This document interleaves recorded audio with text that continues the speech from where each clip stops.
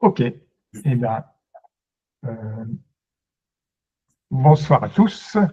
Voilà, on est en direct pour l'émission de One Hour Supramental du 1er juin 2025. Et le sujet de ce soir, c'est les addictions. Et j'ai déjà un co-animateur, en l'occurrence, c'est Clément Savignac, qui est un spécialiste des addictions et dont c'est le métier de gérer les gens qui ont des addictions. Donc, dans la description du live, eh bien, il y a un lien sur un live précédent qu'il avait fait sur la chaîne de Pierre Riopel, diffusion BDM internationale. Et donc, pendant 2 heures, eh bien, il avait déjà très approfondi le sujet. Donc, écoutez, si vous voulez en savoir plus, une fois que ce live est fini, vous pourrez cliquer sur le lien de la description. La description, je rappelle, elle commence par la description du live. Eh bien, il y a le lien pour venir nous rejoindre en direct. Donc, c'est quand vous voulez, vous venez, vous cliquez sur le lien et il n'y a pas de filtrage. Vous êtes tout de suite avec nous, prêts à échanger sur le sujet. Bon, pour le moment, on est deux. Alors, comme d'hab, je commence par un petit extrait de film humoristique sur la question des addictions. Et voilà. C'est l'or. Il est l'or. L'or de se réveiller. Mon Seigneur, il est 8 heures. Oui, oui, oui.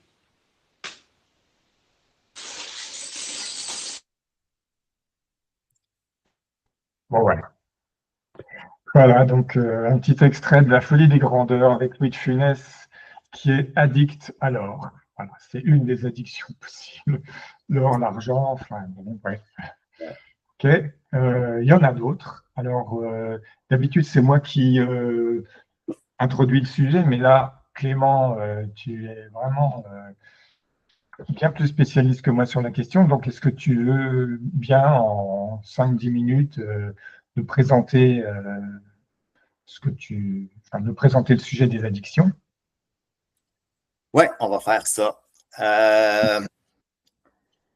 OK. Ce qui monte, en fait, à la base, une addiction, c'est un programme de vie. Donc, c'est une programmation. C'est une programmation qui est prédécidée.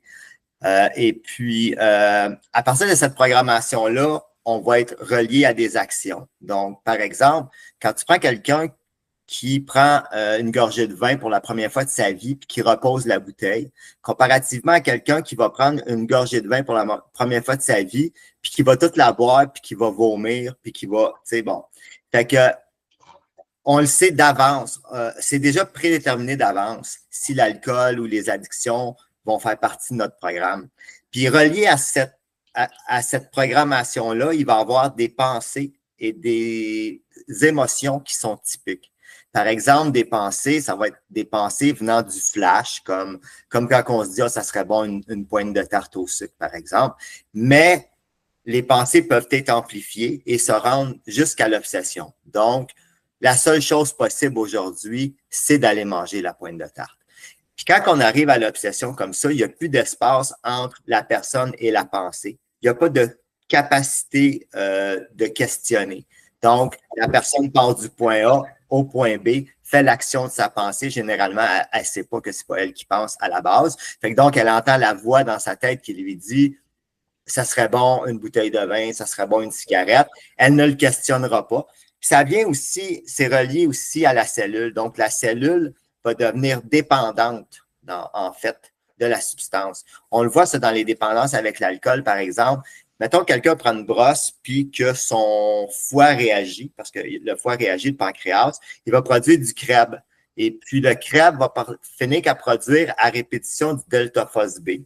Et puis, le delta-phosphé, c'est la modification de la cellule. Fait que le corps va s'habituer à recevoir l'alcool. Donc, au-delà de l'obsession mentale, et de l'allergie physique, parce qu'on est allergique à l'alcool, par exemple, et de l'obsession mentale, ben, la cellule va commencer avec le temps à se former pour toujours aller vers l'alcool. Ça, c'est l'approche biologique. Donc, l'obsession va de plus en plus être présente, de plus en plus grande, et l'entonnoir va se refermer de plus en plus, où que la personne va être dans une ligne droite tout le temps vers la consommation. Et ce processus-là va emmener des émotions. Par exemple, la culpabilité. C'est une émotion qui est très typique. Donc, la personne va penser, dans une idée de volonté psychologique, la personne va penser qu'elle contrôle ou pas la consommation et le fait d'aller boire, d'aller manger, elle va se l'attribuer négativement. Donc, à partir du moment qu'elle se l'attribue négativement, elle va rentrer dans un processus d'assuétude sans fin. Donc, je me sens mal. Au début, les gens, des fois, vont consommer pour une raison, par exemple, ou vont manger pour une raison. Puis à un moment donné, c'est même plus la raison initiale. Donc, c'est rendu pour atténuer les pensées, l'anxiété, la culpabilité. Donc, c'est là qu'on appelle ça un assuétude. Et puis, c'est sûr que d'un point de vue occulte, à un moment donné, on va voir la mécanique de tout ça. Je ne sais pas, tu as freezé. Ouais. Alors, OK, c'est bon. Là, je ne sais pas qui a frisé, si c'est OK. toi ou si c'est moi. OK. Mais moi, je t'ai vu freezer, mais moi, ouais, c'est ça, je ne sais pas non plus. Parce que moi, en fait, j'ai un moniteur de contrôle et donc, même si moi, je suis plus, j'ai plus la connexion, eh ben, le logiciel, il devrait continuer. Il devrait continuer à diffuser le live. Alors, OK. bon. Je t'ai rendu à la partie occulte. Fait à un moment donné, on peut regarder ça d'une autre façon aussi. On peut regarder ça vraiment dans une mécanique mentale. Donc, parce que, ah oui, c'est ça, j'étais à la volonté. Je vais terminer avec la volonté. Fait que la volonté, la personne va penser qu'elle a une volonté psychologique. Et puis, à un moment donné, elle va penser parce qu'elle n'est plus capable de s'empêcher de consommer, qu'elle n'a plus de volonté. Donc, ce qui est totalement différent de la volonté réelle. Donc, quand on regarde ça d'un autre côté, on va comprendre que pour arrêter de consommer, pour arrêter de consommer ce qu'on consomme qui nous nuit, en fait, je me suis perdu parce que je pensais à deux affaires en même temps. Il y a eu un petit carrefour. Laisse-moi me revenir. OK, la mécanique. Ah oui, pour arrêter de consommer. En fait, c'est ça. Fait il faut, à la base, avant même de penser d'arrêter, surtout si on a une conscience supramentale, si on baigne dans tout ça, il faut commencer par regarder sa propre mécanique parce que il faut recréer de l'espace entre soi-même et sa mécanique. Donc, de revenir dans une position d'observation plutôt que dans une position où la personne ne fait que subir l'action du mental. Puis à partir du moment qu'on se détache tranquillement, on va prendre conscience. Puis quand on prend conscience, on peut commencer à voir la mécanique, comment ça se produit, et s'en détacher tranquillement pour ne plus la subir. Donc, d'arrêter d'être dans la culpabilité, d'arrêter de se taper sa tête, comme on dit. Et cet espace-là, tranquillement, va permettre à la personne de reprendre du mouvement. Et à ce moment-là, il peut commencer à avoir une possibilité de sortie d'autoroute. OK. Donc, ouais, alors, même avec les coupures, il m'a semblé, si je leur fais à ma sauce, que la technique, c'est de passer en position observateur de sa vie. C'est ça? Ouais. Et de se focaliser sur, bah, tiens, les moments où, on va dire, j'ai succombé à la tentation, pour reprendre le vocabulaire catholique. Là. Mon Dieu, j'ai péché. C'est ça. Donc ouais, ce qui déclenche les émotions de culpabilité et autres. Et ouais, donc j'imagine, enfin, parce que on a vraiment dit ça dans de nombreuses émissions, là, de nombreux lives de One Hour. Ah, Jean-Luc va arriver. Et donc, en fait, ouais, on se met observateur de sa vie. Alors, je pense qu'au début, on le fait a posteriori, c'est-à-dire que, tiens, on a succombé, on a bu de l'alcool, on a fumé une cigarette, on a mangé du sucre. Voilà. Je ressors. Ouais. Bonsoir Jean-Luc. Salut. Ouais. On, donc, on vient de se soumettre à l'addiction, mais avec la position d'observateur, on essaie de comprendre les mécanismes, c'est-à-dire que, tiens, est-ce que c'est mes cellules qui m'ont poussé, c'est-à-dire le besoin physiologique? Est-ce que c'est l'inconfort de la situation, le mal-être qui m'a plongé là-dedans et qui a provoqué l'enchaînement? Et puis après, donc on se focalise sur cet enchaînement, c'est-à-dire, bon, ben, on voit, tiens, donc la situation initiale déclenche la pensée déclenche l'envie, euh, ça tourne un certain temps, et puis après, paf, on commet l'acte, et après, soit en commettant l'acte, soit juste après, pouf, il y a les sentiments négatifs, les émotions négatives qui s'y accrochent. Oui, puis à ce moment-là, on est dévoré. Tu sais, à ce moment-là, on est dévoré, on se fait vider de notre énergie.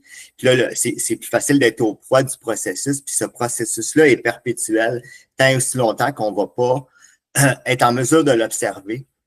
Et puis, la deuxième étape de l'observer, c'est de prendre le miroir. Parce qu'en fait, quand on consomme, ça va être une projection à l'extérieur de nous du moment présent.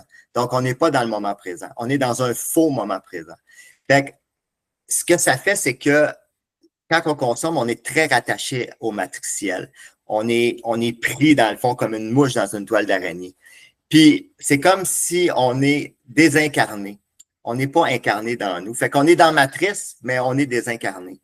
Puis, la première chose à faire après de prendre conscience, de créer de l'espace entre soi-même et ce qu'on vit, c'est de prendre le miroir et de le retourner vers soi. Parce que quand on est dans une dépendance, on est toujours à l'extérieur de soi. C'est à cause. Donc, on est habitué à ne pas s'intégrer.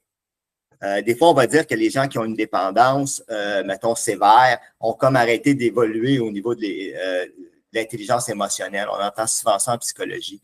Il y a quelque chose d'intéressant là-dedans. Et puis, donc, si on veut réintégrer, arrêter la diffraction, on doit prendre le miroir et le retourner vers soi. Puis ça, veut pas, quand on le fait, ça devient de plus en plus difficile d'aller rechercher la substance. Puis tranquillement, parce que là, on va voir nos comportements, on va voir à travers les gens nos miroirs. Par exemple, quand quelqu'un a un problème d'alcool, va faire alcoolique anonyme, il va aller faire un meeting, puis dans le meeting, la personne va parler de comment est-ce qu'elle est personnellement, elle, puis à travers ce miroir-là, la personne va commencer à se voir. Donc, elle projette le miroir par l'extérieur parce qu'elle n'est pas encore capable de le retourner vers l'intérieur, mais comme elle est avec un semblable, le miroir va revenir à elle. Et de cette façon-là, elle va commencer tranquillement à intégrer la réalité de sa personne. Tranquillement, de façon très douce. Plutôt que si quelqu'un dit « t'es comme ça », là, la personne va se braquer, va dire « hey, moi, je suis pas comme ça ». Fait que donc, de prendre le miroir, de le retourner des fois, c'est pour ça que les groupes de support, ou mettons quelqu'un qui a le cancer va dire je vais aller faire un groupe avec des gens qui ont déjà eu le cancer, des choses comme ça, parce que la personne n'est pas en mesure pour le moment d'intégrer par elle-même, par le miroir, ce qu'elle doit voir à propos d'elle. Ok, sur le principe, j'ai compris, mais quand tu dis, tiens, tu retournes le miroir vers toi, j'ai du mal à imaginer en quoi ça consiste, tu vois. C'est-à-dire que autant Oui, c'est en se posant des questions. En arrêtant de penser, mettons, par exemple, je vais dire, moi, quand j'étais jeune, j'ai vécu des abus. Bon, c'est à cause de ça que j'ai bu. On est à l'extérieur de soi. Donc, c'est à cause de. Fait que là, une manière, OK, c'est quoi la responsabilité que j'ai là-dedans? Qu'est-ce qui fait que moi, je bois? Qu'est-ce qui se passe? Est-ce que je suis dans le réel? Tu comprends? Est-ce que je suis dans l'illusion? Est-ce que je suis dans le déni? Commencer à poser des questions qui vont avoir. Au début, il n'y en a pas de réponse quand on les pose, là. Mais c'est correct. Il faut commencer à les poser pareil. Puis à un moment donné, les questions les réponses viennent. Fait que de retourner ça, c'est vraiment plutôt que de dire, ah, c'est à cause de ma mère, ah, ma job, je suis plus capable, j'ai besoin d'un break. Fait que je pense que je vais terminer. Ah oui, c'est de... C'est bon. Ah. On a-tu perdu de Jean-Claude? prendre la responsabilité de nos actes. Oui, d'une certaine façon, mais c'est ça, c'est que aussi, il y a une partie que c'est pas notre responsabilité, dans le sens que c'est programmatoire. Fait qu'il y a un moment donné où il faut le regarder pour une mécanique, sans être dans l'émotionnel, sans être dans la polarisation, de regarder tel quel. J'ai cette mécanique-là qui fait partie de mon programme de vie, qui m'amène à consommer. Donc, je suis pas une mauvaise personne, je suis pas une bonne personne. Ça n'a rien à voir avec ça. Fait que de le mettre d'un côté neutre, OK, c'est pour ça que j'ai consommé. Après ça, il faut leur enseigner à eux autres, là, parce que eux autres, là, ils servent de nous autres. Fait que si à un moment donné, tu dis, OK, quand je fais, tu sais, comme mettons, quand tu te cognes, là, tu leur dis à demander, c'est assez me cogner, là. Tu comprends? Fait que, tu sais, il faut leur enseigner aussi. Tu sais, il faut dire, regarde, ça fait ça. Puis moi, je me suis parlé, parce que moi, j'ai vécu ça, je me parlais, des fois, j'avais des souvenirs de choses que j'ai faites. Puis au moment que j'ai un souvenir de choses que j'ai faites, je me dis, je l'ai faite pour ça. Puis là, ça annule automatiquement la culpabilité, la honte qui est rattachée, l'énergie qui est emmagasinée en arrière de la forme du passé. Puis tranquillement, on fait ce nettoyage-là au niveau de la pensée, au niveau de la cellule. Et puis, pour recréer du mouvement, parce que quand tu as une addiction, tu es figé. Fait que tu as arrêté de bouger. C'est comme un blocage. Fait que faut recréer du mouvement et de l'espace à travers le blocage. D'accord. Bon. Jean-Luc, est-ce que tu veux prendre la parole? Par rapport à ce que dit Clément, c'est que chaque fois qu'il y a une addiction, il y a une forme d'esclavage. C'est-à-dire qu'on devient esclave et on n'est plus maître de la situation. Et on a la sensation que la majorité des individus sont liés à ce phénomène d'esclavage dès le début. C'est un petit peu comme si dans notre âme, à chacun, il y avait une nécessité de prendre le pouvoir, de prendre la maîtrise quelle qu'elle soit, puisqu'en fait, on s'aperçoit que la majorité des gens sont addicts à quelque chose, que ce soit addicts au niveau vital, je dirais, que ce soit pour l'oxygène, c'est donc l'addiction pour le tabac, pour l'alcool, c'est l'effet de perte de nutrition, puisque ça va au niveau du foie, ça bloque au niveau du foie. C'est le sexe, donc c'est la reproduction. Et que ce soit aussi bien le sucre, puisque c'est la nutrition des cellules, c'est un petit peu comme toutes les forces qui sont contenues dans l'âme qui sont en train de se manifester. Et on choisit un petit peu l'addiction qu'on va avoir et celle qu'on doit maîtriser. Moi, c'est comme ça que je vois ça.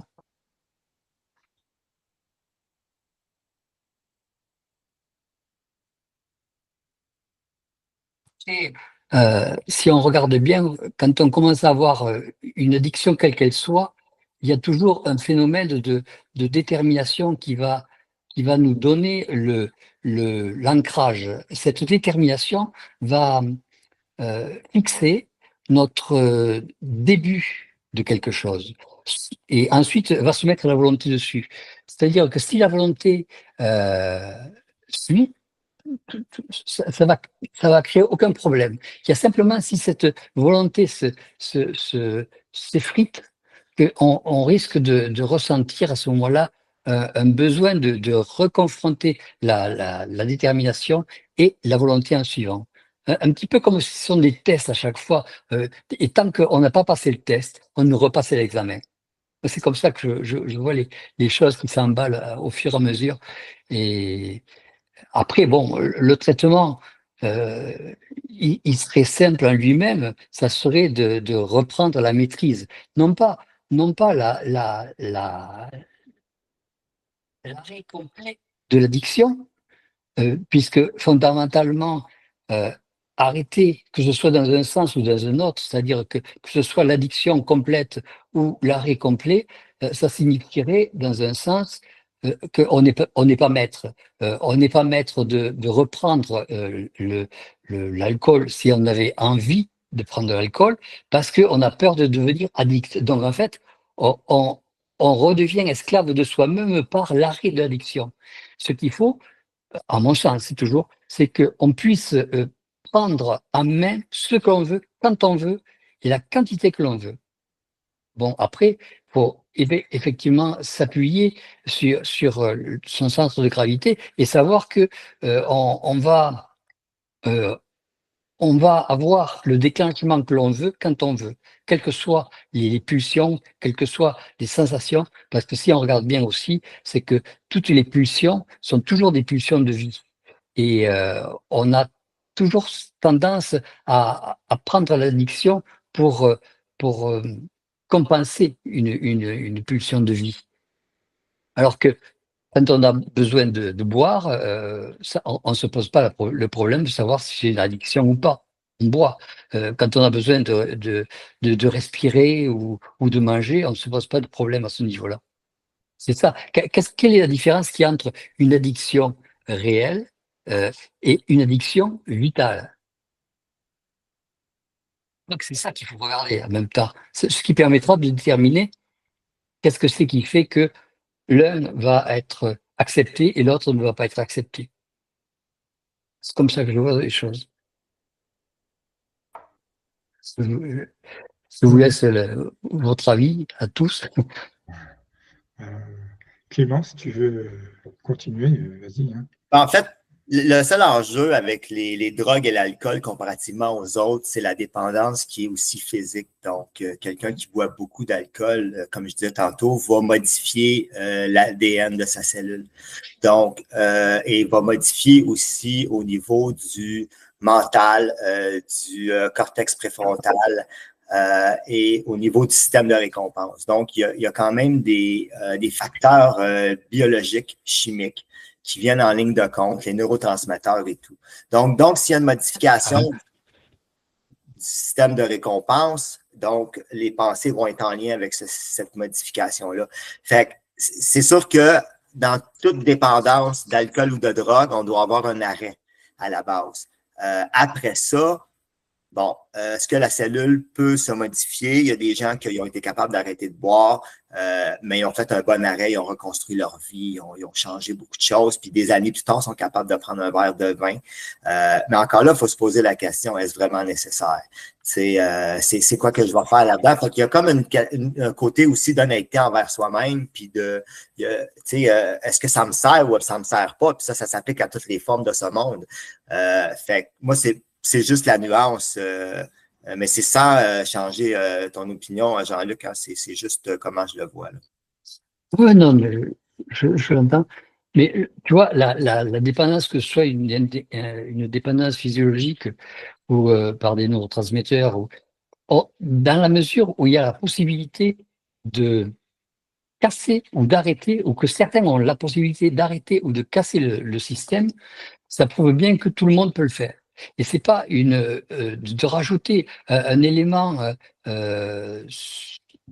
qui pourrait remplacer le phénomène du tabac ou le phénomène de l'alcool, comme il y a plusieurs produits qui sont sur le marché, ou l'addiction à l'alimentation, c'est pareil.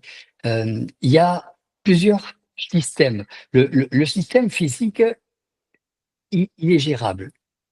Bon, c'est sûr que si on prend quelqu'un qui prend 4 litres d'alcool, il faut qu'il soit un petit peu à jeun pour s'apercevoir de quelle est la différence qu'il y a entre être à jeun d'alcool et commencer à être addict. Mais ce que je veux dire, c'est que avec une certaine quantité de produits, on peut arrêter la dépendance. Parce que la dépendance, c'est un petit peu comme de l'ARN qui va bloquer un gène au niveau général. Et d'ailleurs, dans l'épigénie, on le voit, si on met le produit, l'addict, que ce soit la nicotine ou que ce soit l'alcool, qui vient bloquer ce gène, il va y avoir un phénomène de besoin dès que ce gène, dès que ce produit va se détacher du gène. Et ça remplace le neurotransmetteur, comme tu disais. Mais si on accumule le neurotransmetteur par, par la volonté ou par l'imagination ou par ce qu'on veut, et on peut arriver à faire un effet de masse et de rejeter un petit peu l'effet de dépendance. Et ça, c'est assez amusant de s'apercevoir qu'il y a des gens qui sont devenus, alors qu'ils étaient fondamentalement éthyliques, sont devenus sobres. D'autres qui ont arrêté du jour au lendemain le tabac. Donc, je veux bien qu'il y ait une dépendance physiologique, mais il n'y a pas que ça. Et ce n'est pas un phénomène de volonté parce que l'individu, à ce moment-là, il n'y avait pas un effet de volonté. Il y a un effet, un déclic qui s'est passé. Soit c'est un trop-plein, soit c'est un ras-le-bol, soit euh, je dirais même, ça peut être de la flemme. Je te donne un exemple. Je fumais pas mal. Et puis, jusqu'au moment où j'en ai eu marre d'aller acheter mon paquet de cigarettes au bureau de tabac, j'en avais marre. J'ai préféré arrêter de fumer que d'aller acheter le paquet. Donc, le besoin, je n'étais peut-être pas fumeur depuis des dizaines d'années, mais euh, il y a quelque chose qui met en balance le fait qu'il y a quelque chose qui s'arrête. Et ensuite, il y a un truc qui me vient, qui est assez marrant, c'est que euh, quand on prend une âme, on a l'impression qu'il y a ce test qui est toujours là, et donc il va falloir lutter euh, pour ce test. Et pour tout le monde, pareil. Et que le test final, c'est quelque part, c'est l'effet de la fusion avec l'âme. Un peu comme certains yogis arrivent à fusionner parce qu'ils sont arrivés à avoir un accord avec leur âme et que la majorité des gens n'arrivent pas ils sont addicts jusqu'à la fin de leur vie, que ce soit pour les pédophiles, que ce soit la sexualité, que ce soit l'alcool, les sucres. Il y en a qui restent addicts jusqu'à la fin de leur vie, pas par faiblesse, mais par, euh, par manque de motivation. Parce qu'il faut être motivé pour faire quelque chose. Oui, oui, là, effectivement, moi, c'est au sucre que je suis addict. Enfin, bon. Et c'est tout à fait ce que tu décris, Jean-Luc, c'est tout à fait ce que j'expérimente. C'est-à-dire que je me suis sevré de nombreuses fois, mais à chaque fois que je suis sevré, eh bien, il y a toujours des situations où, tiens, on me le présente sur un plateau, donc je dis non, je dis non, je dis non, puis à un moment, je dis, oh, ben allez, allez, tiens, une petite glace, un petit gâteau, ça fait rien, et puis un petit gâteau en entraîne un autre, et etc., etc. Et slack, je replonge. Donc, Ouais. bon, ça, c'est la substance à laquelle je suis addict. Par contre, l'autre, je prends un autre exemple, c'est l'alcool. Eh ben, en fait, l'alcool, il est, en France en tout cas, il est vraiment relié à une histoire de sociabilité, quoi. C'est-à-dire, enfin, quand, quand on est, on est reçu, enfin, ouais, quand il y a une soirée avec des amis, que ce soit nous l'organisateur ou nous l'invité, eh bien, allez, tu vas bien prendre un apéro, allez, un petit verre, etc., etc. Et le fait de dire non, ben, tu es tout de suite vu comme le mouton noir. Donc après, eh ben, ok, si je suis bien dans mes baskets, je suis bien centré, et je dis, bah non, j'en avais pas besoin, hein, non, non, moi, je bois de l'eau. Et puis, il y a des fois où, ben, tiens, j'ai envie de faire plaisir, tiens, c'est l'anniversaire de telle personne, alors oui, allez, une petite coupe de champagne, etc. Bon. Puis après, une fois que je l'ai bu, ouais, sur le moment, c'est bien. Puis après, je me dis, bon, enfin, Après, il y a le mal de tête, il y a, il y a le lendemain, voilà, le lendemain au réveil, ouais, le mal de tête et tout. Je me dis, bon, j'aurais peut-être pas dû, mais en fait, comme là, je suis pas Ça, addict. ouais. Non, mais je suis pas addict, donc là, c'est comme tu dis, c'est une histoire de motivation. Bon, donc il y a des jours où je suis motivé pour dire, bah, non, non, non, je prends pas d'alcool. D'autres jours où je le suis moins. Ah, mais c'est différent. Donc ça, c'est vraiment quand, enfin, justement Ouais. quand on n'est pas addict, alors que quand on est addict, et ben là, là l'histoire de la volonté. Alors effectivement, j'ai déjà eu de la volonté à plusieurs reprises, mais déjà à la base, j'avais de la motivation. C'est-à-dire que je m'étais trouvé une bonne raison de l'arrêter, d'arrêter cette addiction. D'où après, c'est une question de volonté pour mettre en place, enfin, oui, pour mettre enfin, pour acter et mettre en place la décision de tiens d'arrêter.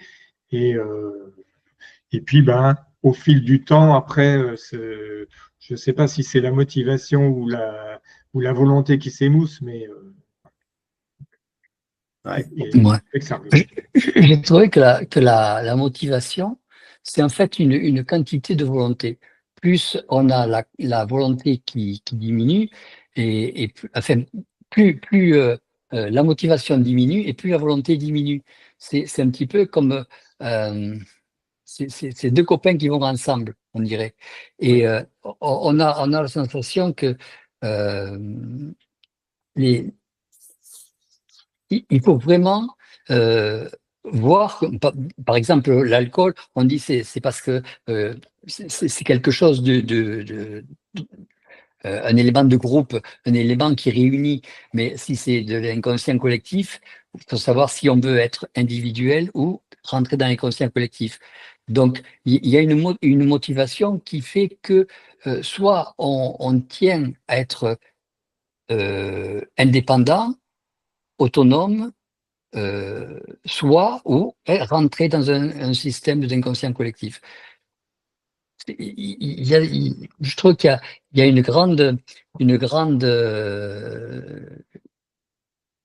prise de position à prendre là-dedans. J'ai envie de parler de la posture interne, vous m'emmenez à ça. En fait, tu sais, tout ce qui touche la dépendance et les choix qu'on fait, à mes yeux, vient de la capacité de contenir l'énergie à partir de sa posture interne. Donc, si je suis confronté à des amis, si j'ai assez d'identité envers moi-même, que je n'ai pas besoin de plaire, que j'ai assez de centre, ça va être très facile de refuser, en fait. L'affaire est que quand une personne va stopper un comportement, il va arriver un vide qui n'est pas vide, mais dans sa tête, ça va être un vide pour un moment parce qu'elle ne sait pas qui elle est sans ce comportement-là. Elle ne sait pas qui elle est sans la réaction de dire oui. Donc, si je dis oui, c'est beaucoup plus facile. Je vais continuer dans le fond, un peu d'être dans le collectif. Bon, mais si je commence à être dans mon identité, là, je vais commencer à dire non. Puis là, je vais commencer à savoir je suis qui, puis je vais commencer à savoir c'est qui les autres. Et ça se peut que je veuille fuir ça, bien plus que parce que si dans mon idée, à la base, c'était de dire non au verre de vin, puis que j'arrive à la maison le soir, puis j'en ai bu 3, mais il s'est passé quelque chose. Puis c'est ça qui est important pour moi de regarder. Fait que c'est une question de posture. La volonté psychologique, pour moi, ça n'a rien à voir. Puis la motivation, c'est correct, c'est un sujet intéressant, mais on peut ne pas en avoir de motivation, puis quand même, par la constance, continuer de ne pas boire, par exemple. Tu sais, tu peux avoir une journée où tu n'as pas la motivation. Ça te tenterait de boire. Tu sais, mais parce que ça fait 383 jours que tu ne bois pas, cette journée-là, par la constance, tu vas juste comme continuer. Hein, parce que tu as commencé à reprogrammer d'une autre façon. Fait qu'il y a toutes sortes. La motivation, ça va aider. Moi, j'ai bien aimé ça, le choc. Des fois, les gens vont avoir un choc. Ils vont faire conduite en état d'ébriété, par exemple. Puis là, ils se retrouvent au poste de police. Puis là, ils se rendent compte, ils prennent bien conscience que ça n'a pas de bon sens. Ils auraient pu tuer du monde, etc. Puis ça va être comme le choc initial qui va permettre le remouvement vers une autre direction. Fait que c'est... pour moi, c'est ça. C'est vraiment une question de posture interne. Puis quelqu'un qui n'a pas beaucoup de centre, donc qui est à l'extérieur de lui-même, qui n'est pas intégré, va souvent répondre au social, il va plaire aux autres. Puis plus qu'il est intégré, plus qu'il va se plaire à lui. Donc, et puis ça s'applique sans personne devant lui aussi. De se plaire à lui tout seul dans son salon à dire non, j'en mangerai pas de chips parce que je ne me laisserai pas influencer par le mental.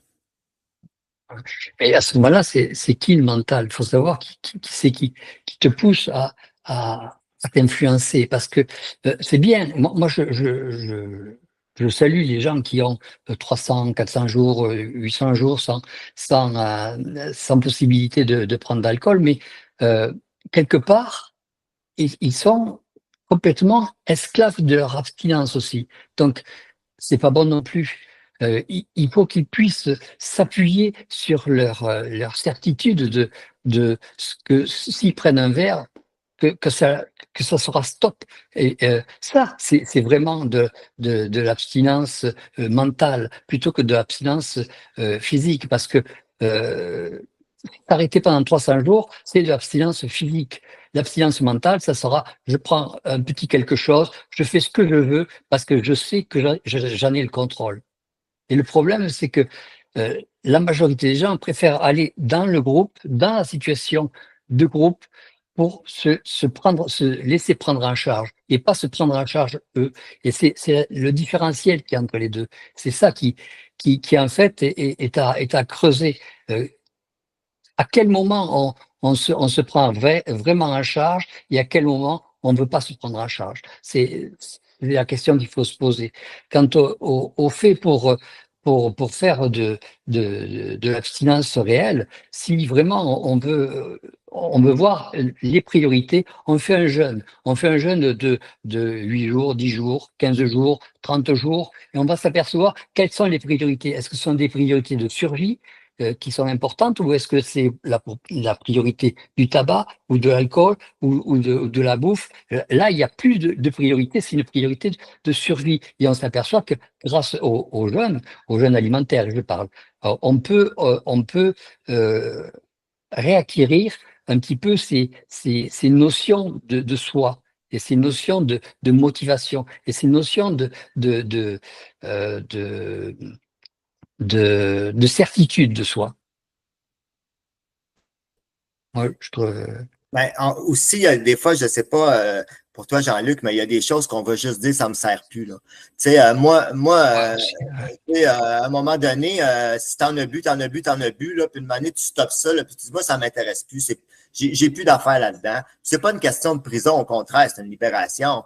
En fait, moi, ça ne m'intéresse plus. J'ai fait le tour de la question, puis ça me crée des brûlements d'estomac. Pourquoi que je bourrais ça? Là? On ne parle même pas de l'addiction là, à grande échelle, mais ça me crée un petit mot de tête. Moi, à un moment donné, je suis dans l'équilibre, le bien-être. Je n'ai pas envie de mettre quelque chose dans mon corps qui va venir modifier mon bien-être. Fait que aussi, oui, mais je pense qu'on peut être dans l'abstinence par choix. Puis ça, c'est une abstinence de n'importe quoi. On peut être dans l'abstinence de sexualité par choix parce qu'à un moment donné, on se dit c'est correct. Moi, c'est quelque chose qui ne m'intéresse plus. C'est pas nécessairement de la fuite. Là. Et à ce moment-là, on ne compte pas les jours. Ben, je suis d'accord avec toi, mais en même temps, décompter au début, ça fait partie d'un processus. C'est comme d'aller dans un groupe d'entraide, ça peut faire partie d'un processus parce qu'on part de quelque part, puis on n'est pas nécessairement encore ancré. Fait que pour s'ancrer, ça va prendre. Il y a des gens qui, du jour au lendemain, ils vont être ancrés, mais il y en a d'autres que non. On est tous une différence de niveau. Fait que c'est correct de dire, ben, moi, j'utilise, par exemple, les groupes d'entraide. Mais vas-y, c'est bien mieux ça que d'être à ta vente jusqu'à 5 heures du matin puis que ta femme te crie après. Puis, au début, on est dans une réduction des méfaits. Puis après ça, il va commencer à s'installer, la personne va dire, ah ben finalement, moi, j'aime faire de l'exercice puis tout ça. Puis elle va commencer à se détacher de la forme de la dépendance. Mais au début, elle est encore très, très rattachée. Le fer, il est encore chaud, là. Puis, je pense qu'il y a une période d'un entre-deux.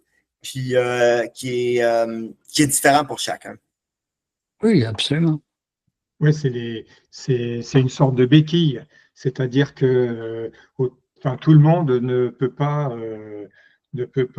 gravir tout de suite une montagne.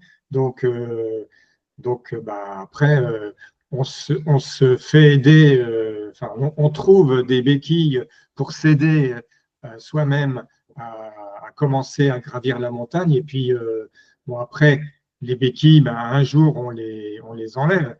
On n'en a plus besoin. mais au début, eh ben, elles étaient nécessaires parce que enfin, ça dépend de l'endroit d'où on est rendu et d'où on part pour gravir la montagne.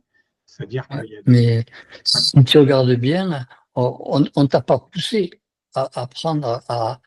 euh, personne t'a poussé à faire quoi que ce soit. C'est toi qui l'as fait de toi-même. Et après, tu demandes aux autres, tu demandes implicitement, mais à ce que les autres viennent t'aider. Et quelque part, tu te dis, il y aura toujours quelqu'un qui viendra me servir de béquille pour faire quelque chose. Jamais, si tu fais ça, jamais tu pourras dire, moi, je suis autonome, je fais ce que je veux. Mais en fait, la dépendance, c'est une programmation à la base. Fait qu'une personne va être dépendante dans son programme de vie. Fait que si elle est dépendante dans son programme de vie, c'est pas elle qui a décidé de boire. Hein. Ça s'est placé tout seul. Puis quand elle a bu, elle a tout de suite eu l'espèce d'électricité qui a fait que pour un certain moment donné, karmiquement, elle serait rattachée à cette substance-là. Puis il y en a que c'est toute leur vie. Fait qu'à la base, il y a ça pour moi. Mais ensuite de ça, si à un moment donné, par exemple, la personne fait des groupes d'entraide, puis pendant qu'elle fait des groupes d'entraide, elle se lie d'amitié. À un moment donné, puis C'est un programme. c'est comme son bingo, là. Bon, ben c'est une forme, mais c'est une forme qu'elle utilise parce qu'elle n'a plus le goût d'aller à la taverne, elle n'a plus le goût. Fait que tout peut devenir une utilisation de la forme à partir du moment qu'on s'en détache de façon polarisante.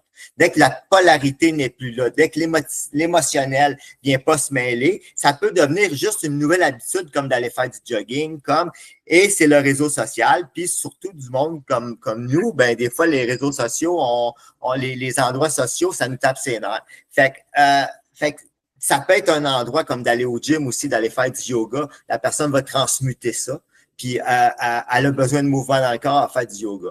Bon, fait que à un moment donné, elle n'est pas esclave du yoga. Elle va au yoga parce que quand elle fait son petite heure de yoga, là, une ou deux fois par semaine, elle va mieux dans sa journée.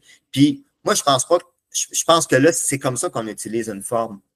Parce qu'on vit d'un monde de forme, on ne peut pas vivre en dehors de la forme. On peut ne pas subir la forme, ça, je suis d'accord. Mais à un moment donné, moi, j'utilise des formes, je vais encore voir des spectacles, je fais encore des affaires.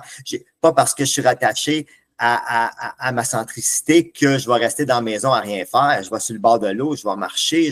À un moment donné, il faut vivre cette vie-là aussi. Je suis d'accord, mais tu sais, quand tu parles de programme, il y a un programme d'addiction. Si ça a été donné, c'est que ça peut être dépassé. Sinon, ça sert à rien. Un programme, tu le fais et puis tu meurs, quoi. Donc, c'est qu'il y a quelque chose à faire.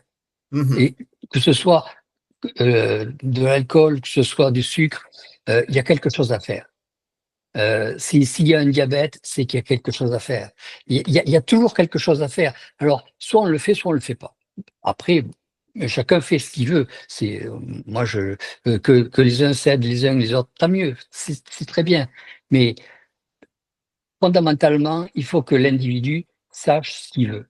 Et le problème des gens qui sont addicts ou des gens qui ont des problèmes psychiatriques, c'est toujours un problème de prise en charge. Soit si tu prends les gens en charge, c'est fini. Je ne sais pas si au point de vue consultation, quand tu prends des gens en charge, ils vont te rappeler ou ils vont t'appeler, ils vont revenir avec le même problème, même si toi tu leur as dit comment il fallait le traiter, même s'ils savaient comment il fallait le traiter, ils vont revenir, ils vont te dire ah j'ai pas pu ou là j'ai eu cet événement qui a empêché de faire ceci. Il y a toujours une excuse et ce phénomène d'excuse qui est intolérable quelque part, parce que tu sais très bien que c'est une excuse, l'individu sait très bien que c'est une excuse, et en fait, c'est un langage de sourd et un langage mensonger qui est employé pour essayer que chacun avale la pastille, que ce soit le praticien ou que ce soit le patient. Il y a un manque il y a une grosse polarité et il y a un manque de réalité d'un côté comme de l'autre. Et il faut que vraiment les gens prennent en charge leur réalité pour pouvoir se sortir de ce système. S'ils veulent se sortir du système, s'ils veulent rester dans un système de race actuel, pas de problème.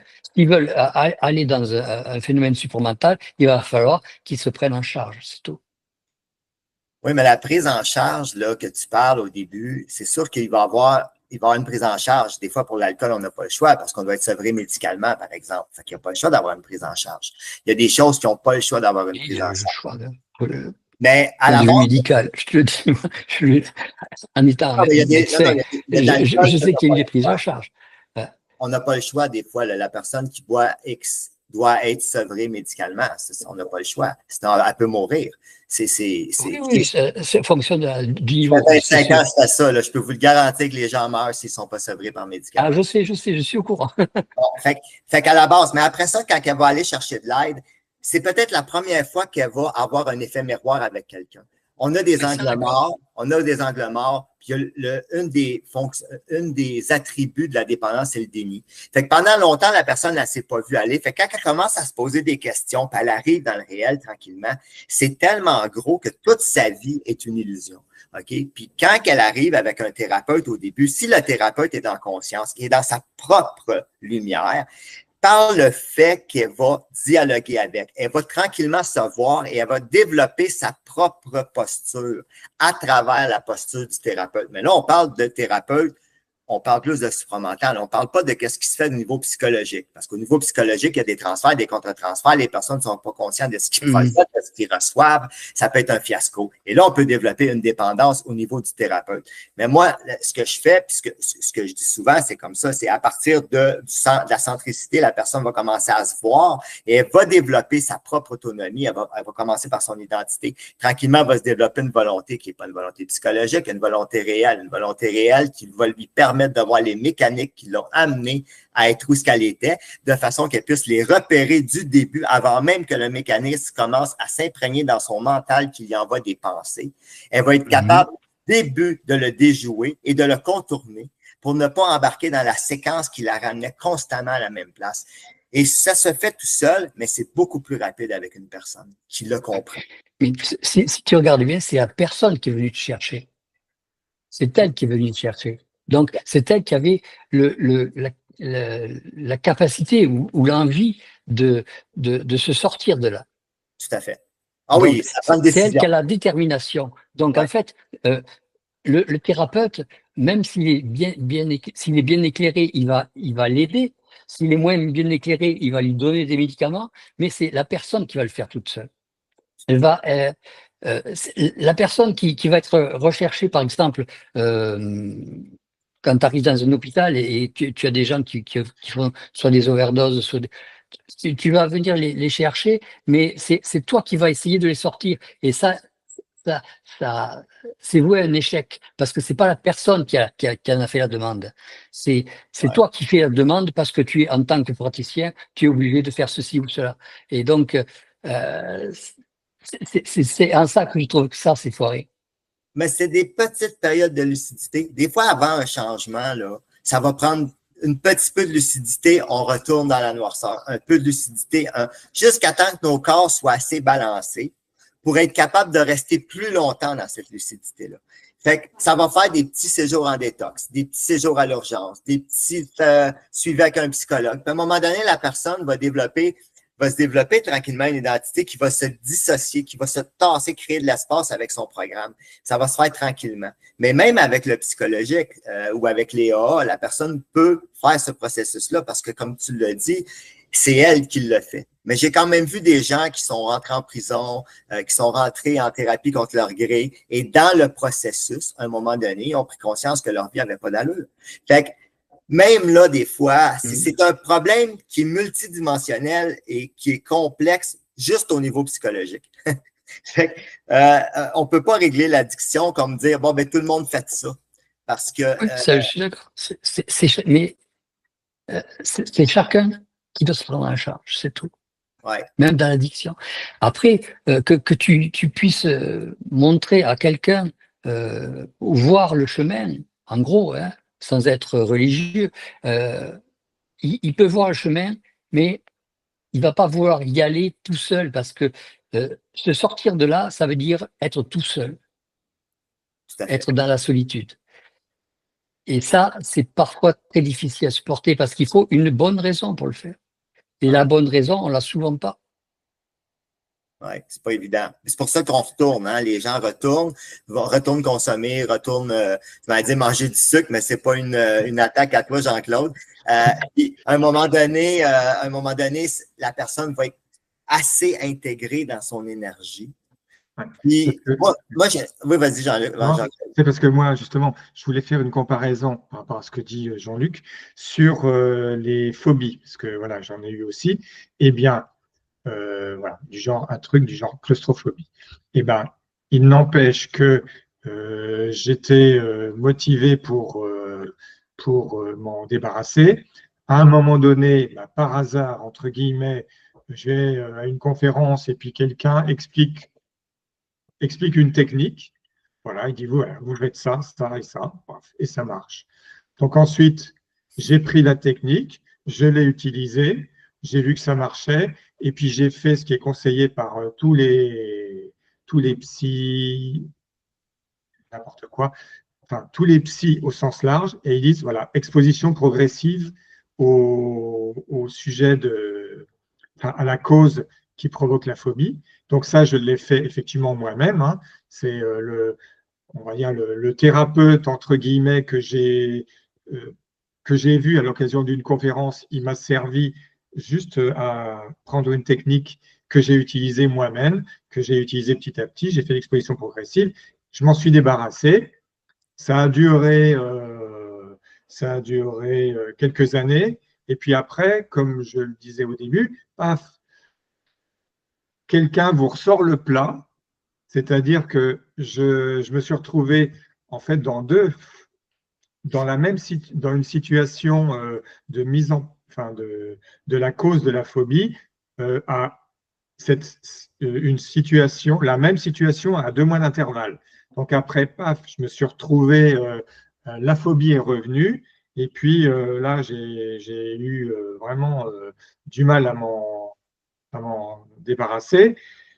Je suis allé voir un thérapeute. Là, il y a eu enfin, quelques séances. Il y a eu un couple, enfin, il y a eu voilà, une dizaine de séances.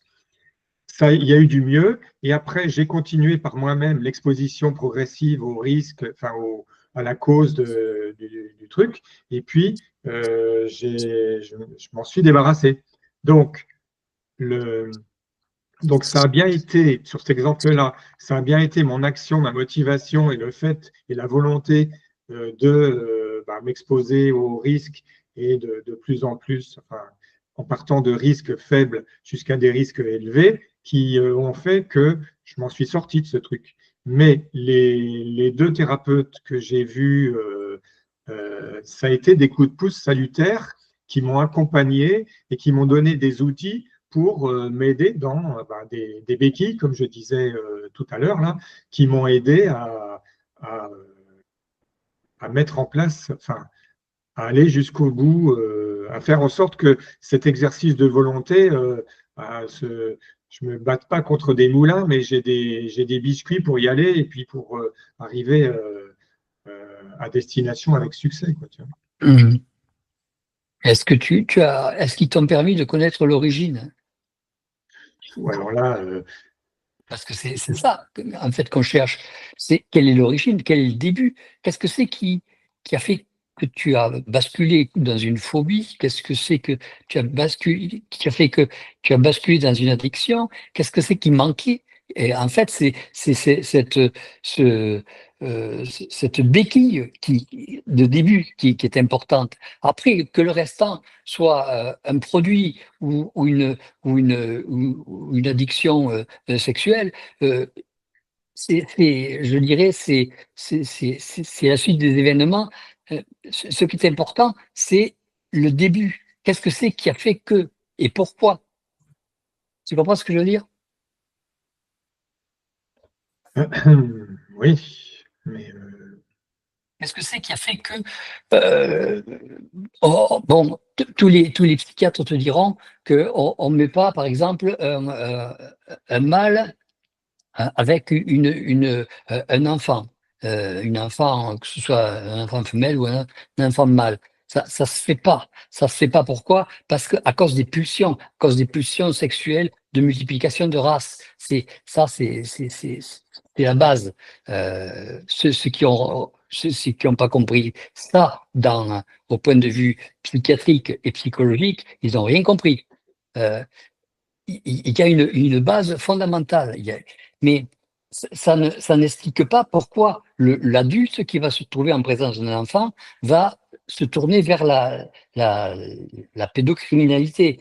Euh, quelle est l'origine? Pourquoi ce besoin? Pourquoi y a-t-il cette sensation? Qu'est-ce que c'est qui fait qu'il va avoir la tendance à se projeter, que ce soit pour des bonbons? Qu'est-ce que c'est qui va faire, qui va am- à s'amener à faire le pas, à faire l'avancée? Qu'est-ce que c'est qui va l'amener à être à se laisser attirer par ça? C'est à l'origine qu'il faut regarder pourquoi. C'est ça qui peut être intéressant.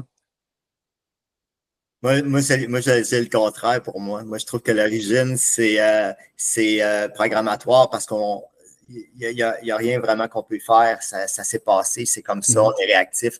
Après ça, la finalité, c'est qu'est-ce que je fais avec, puis comment je fais pour pas le refaire. Puis on peut regarder la séquence, comme tu dis, Jean-Luc, de dire, bon, mais mettons, tu prends un abuseur, ben ses parents l'ont abusé. Mettons, je vais garder ça simple.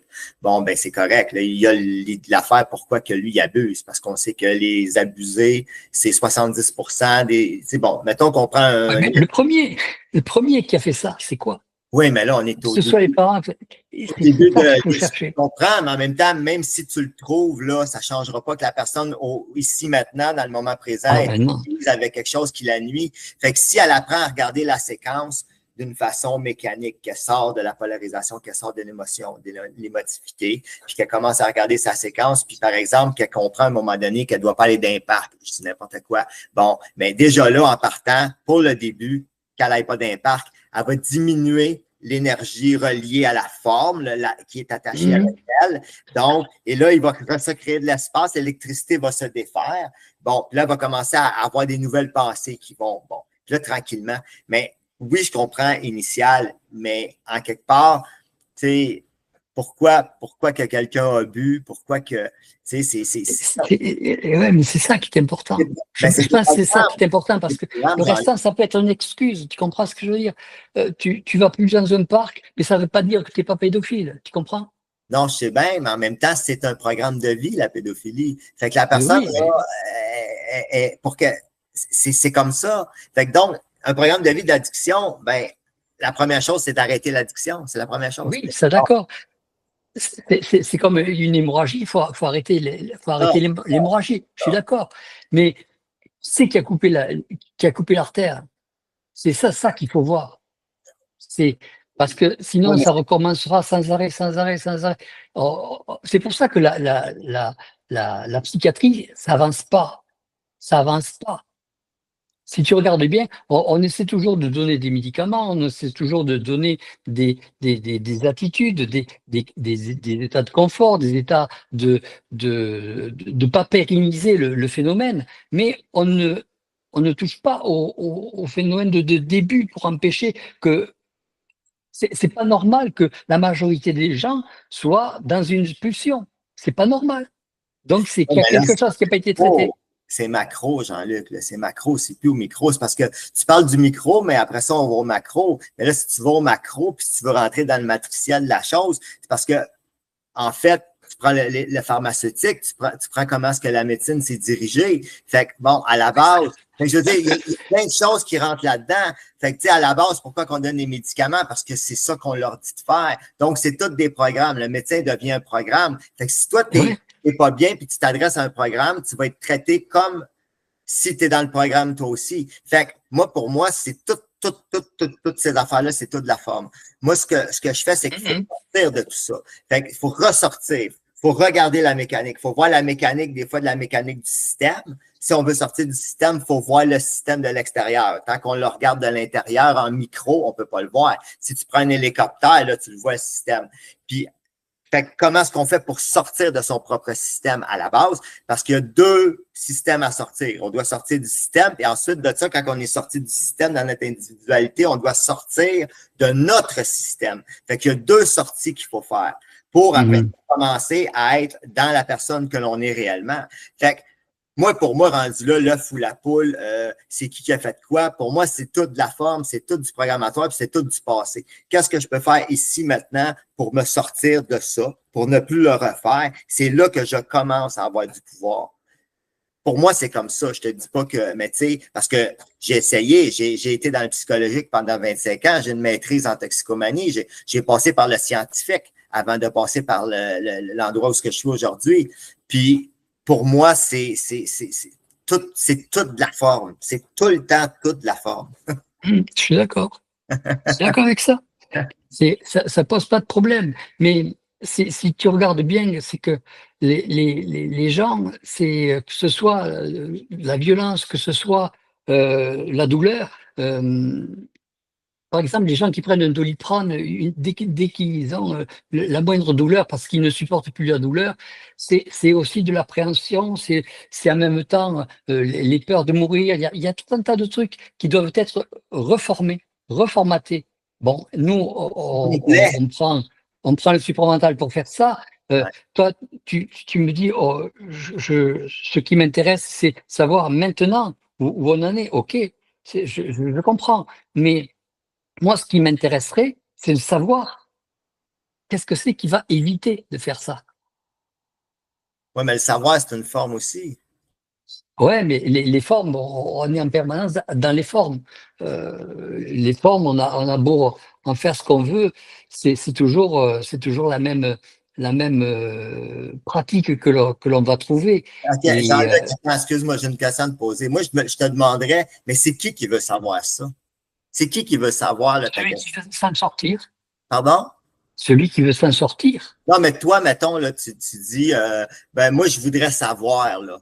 Bon, Ouais. ben, moi, je te dis, c'est qui veut savoir quand ça? quand je prenais des gens en consultation et que je leur demandais, mais qu'est-ce qui vous est arrivé à ce niveau-là? Ben, ils te disaient, c'était pour faire plaisir, c'était pour faire ceci, c'était pour faire cela. Comme tu disais, il y a une forme de déni, il y a une forme d'éducation. D'éducation à la base. On éduque les gens de façon à aller dans le commerce. On éduque les gens de façon à être soumis à un système d'autorité, à un système de volonté générale. Et donc, les gens se laissent aller parce que il y a aucune autre voie d'actualisation. Il y a personne qui va leur dire non, non, ça c'est pas bien ou ça c'est bien. Il y a pas une autre voie qui va te dire chez tes parents ça il faut pas faire ça ou ça il faut faire ça. Et ils vont te dire tu fais ça parce que moi j'ai envie de faire que tu fasses ça. Tu comprends? Ouais. Et donc toi tu réagis à ton niveau.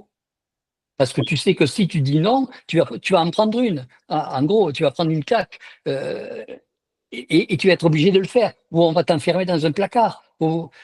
Donc, il faut connaître le pourquoi. Si c'est ta détermination, si c'est de pas le faire et de subir, d'être enfermé dans ton placard, tu as ta détermination. Tu sais que à la fin, tu ne seras jamais addict, même si on t'enferme dans le placard, même s'il y a quelqu'un qui vient te tripoter dans ton lit, même s'il y a quelqu'un qui te file des bonbons à outrance et que c'est ta grand-mère et parce que tu as toujours chéri ta grand-mère et qu'elle est partie sans que tu saches pourquoi, euh, il faut que tu arrives à confronter ton effet de choc. Il faut que tu arrives à confronter ton émotivité. Il faut que tu confrontes ça. Et à partir de là, tu sors de ton système. Tu sors, tu prends en main ta vie et tu es plus fort et je dirais, tu vas maîtriser ton âme et tes forces d'âme. C'est tout. Ouais, je comprends le confronter. Ben on dit un peu la même chose, juste différemment, parce que après ça, moi j'appelle ça retourner le miroir vers l'intérieur, mais tu sais, de le confronter, je comprends ce que tu veux dire. On se rejoint quand même dans certains. Oui, non, mais on le dit différemment. Ouais, et Jean-Luc, c'est tes dernières phrases là qui m'ont éclairé pourquoi tu voulais remonter à, à la situation d'origine. Maintenant, j'ai compris, donc OK. Et moi, je trouve que c'est Ouais. intolérable qu'on nous amène dans un système comme ça. C'est Ouais. intolérable. Et donc, il faut lutter contre notre manipulation mentale. Il faut lutter contre ça. Non pas une lutte frontale, mais une lutte intelligente, OK. de façon à pouvoir se sortir de là. Très bien. Ouais. OK. Très bien. Ben, ce sera comment on dit ce sera le mot de la fin. Voilà. Merci Jean-Luc. Ce sera le mot de la fin. Juste une petite chose, Jean-Claude, parce que c'est important pour moi, parce que après ça, j'en entendais quelque chose que je disais tantôt. Pour moi, c'est important de dire que les fraternités, mettons les groupes d'entraide, c'est un endroit où il y a de l'authenticité. C'est un endroit où quelqu'un peut aller là toute sa vie, puis que c'est correct aussi. Parce que je veux pas, tantôt, la façon que j'ai parlé, c'est important pour moi parce que c'est un bel endroit où il y a plein d'amour. Puis des fois, ça peut être un des endroits que la personne, elle va se sentir le mieux. Puis moi, au contraire, je suis pas contre ça, j'en fréquente. Mais je trouvais ça important d'amener cette chose-là parce que de la façon dont j'ai parlé tantôt, ça aurait pu porter à préjudice. Puis si j'aurais terminé le vidéo sans le dire, après ça m'aurait dérangé que ça soit entendu comme ça. Fait que je voulais juste, peut-être que c'est dans ma tête, mais j'avais besoin de le clarifier pour terminer ça et être bien. C'est correct alors, comme disent les Québécois. Ce sera le mot de la fin. Ouais, ce sera ça le mot de la fin. OK. Et donc, le sujet de la prochaine émission, je trouve que, parce que là, j'ai une petite liste et je trouve que ce qui se rapproche le plus de ce dont on a discuté à la fin, c'est le sujet, c'est peut-on évoluer sans souffrance? Voilà. Ce sera l'émission de dimanche prochain. Merci beaucoup. Merci beaucoup. D'être venus. Merci Clément. Merci Jean-Claude. Et merci au public d'avoir regardé et celui qui va le regarder en replay. Au revoir. Au revoir tout le monde. Au revoir. Merci.